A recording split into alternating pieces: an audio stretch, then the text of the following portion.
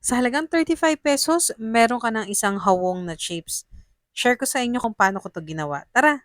Gumamit nga lang pala ako dito ng isang piling na saging yung hilaw lang at nabili ko lang to sa halagang 35 pesos. Ang gagawin lang natin dito, babalatan natin ito at pag nabalatan na natin, i-slice natin ito ng maninipis. Pwede rin naman gumamit ka ng kutsilyo sa pag slice nito, kaya lang hindi mo rin siya yung ganong maa-achieve yung sobrang-sobrang nipis na pagkakaslice. Makikita mo 'di ba, makapal-kapal pa siya ng konti. Pero I recommend gumamit ka nung ganitong pang-slice kasi nga ma-achieve mo yung sobrang nipis talaga na banana chips at yun ang mas maganda, talagang crunchy siya. O 'di ba, halos gapapel lang siya.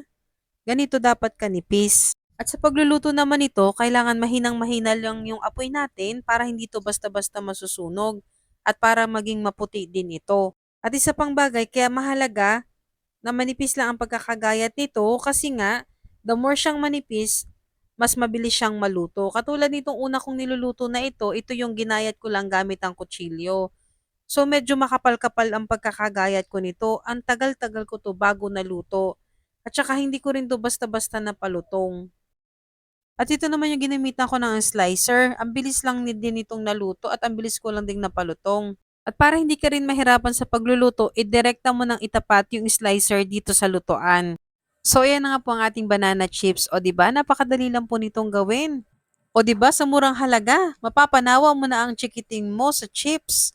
Masustansya pa. Healthy living ka, di ba? O, try mo naman itong gawing nachos. O, di ba? Meron tong kamatis, pipino.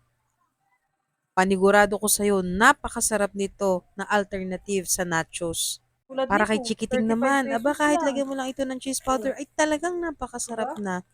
Sa halip na bibili ka pa ng mga mamahaling chips, dito ka na, healthy pa. Kahit yung ibang powder na flavorings, masarap din ito. So, try mo na to.